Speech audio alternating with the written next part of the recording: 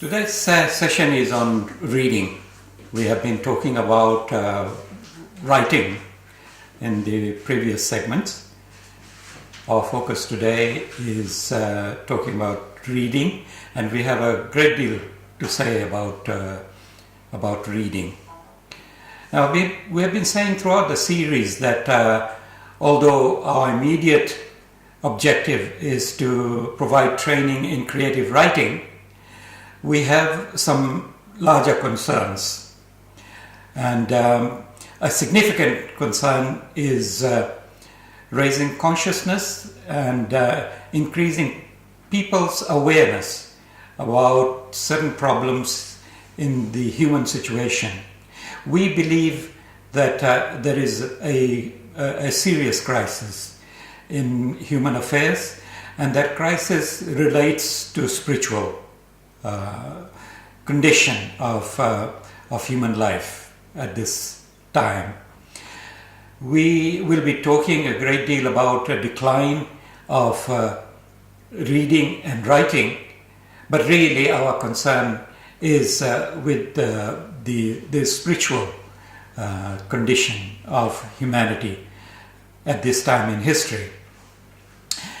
We are particularly concerned about the situation in small island states like Fiji, where decline in reading and writing has dire consequences, and these consequences haven't really been examined, and there is a lack of awareness about the problem that lies ahead.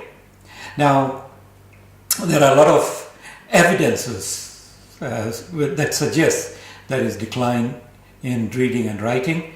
I do not propose to go through all the various reports and all the surveys that have been done, which suggest there is serious decline in reading and writing globally as well as locally in our own country. I would like to argue that the decline in reading and writing is a consequence of the many distractions that is provided by modern technology, such as mobile phones, iPads, internet, and so on. Now, I do not want to decry the use of modern technology, because it is this technology which is making possible for me to speak to you. However, I would like to suggest that these technology, the modern technology, is leaving us and taking us into an unknown territory, and we do not know what the future is, because there is among thinking people of the world a deep concern about decline in reading, and the evidence is everywhere. The bookshops are closing up, and if you look at people in trains and planes, at the airports and train stations and the buses and so on, you will see that very few people are reading books. More and more are fiddling with their iPhone or with their iPad.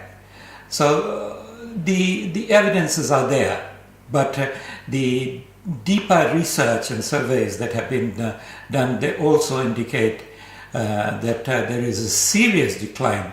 Not only a decline, but there is an accelerated decline, and that is a serious concern for every one of us. Of course, there are defenders of modern technology. There are new sociologists who argue that all this has changed. Language is changing, and values are changing, and we are going towards a new era, a new worldview, and so forth.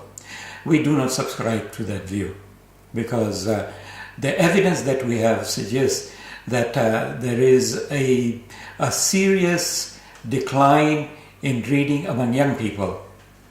The opportunities for reading, of course, there are more opportunities now with Kindle and with audiobooks and so forth. But we do not believe that the young people are taking advantage or using these modern media in order to read books. They're using it for music, for entertainment, and less for reading. And so more and more young people are finding it difficult to read a whole book.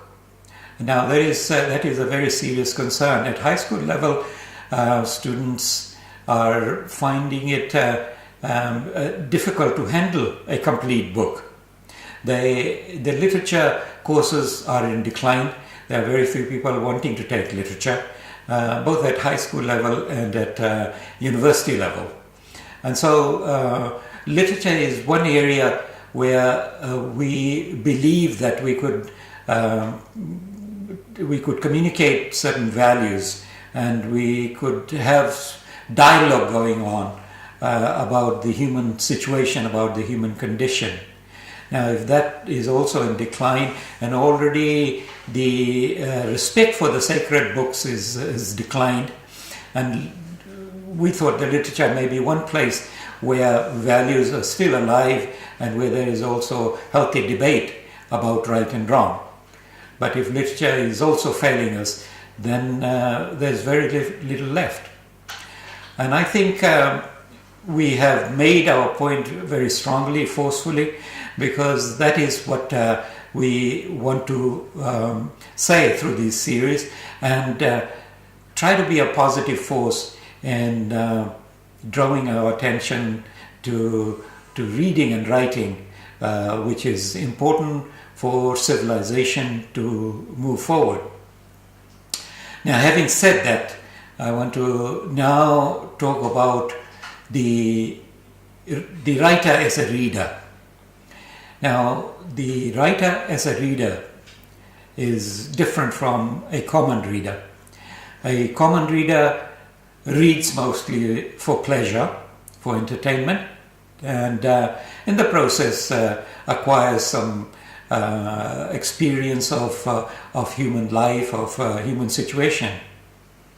And so while they're entertained, the reader is also instructed in certain values. Now, we think that reading and writing, which is in decline, the reader and the writer can make some contribution towards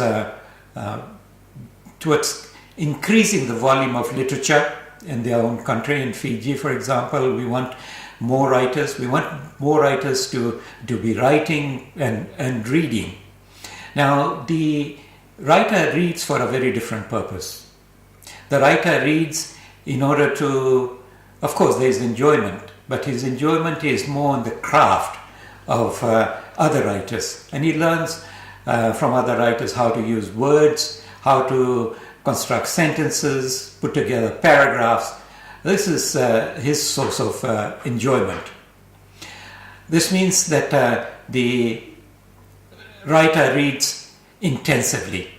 That is, he reads closely and he reads critically. But he also reads extensively. And because you are a short story writer, you'll be turning to other short story writers of the world. And you'll be learning from their works, from their craft. Writers like, I mentioned Hemingway, writers like Maupassant, Carver, Catherine Mansfield, and many of the local writers who are also using the short story form. And I think it is very important for writers of short stories to look closely at your own writers and see where they have taken the writing of short story. And your task is to take that writing a stage forward. In the following segments, we will be talking more about reading, and hopefully we can present some readers to you, and they will show you how they read particular texts.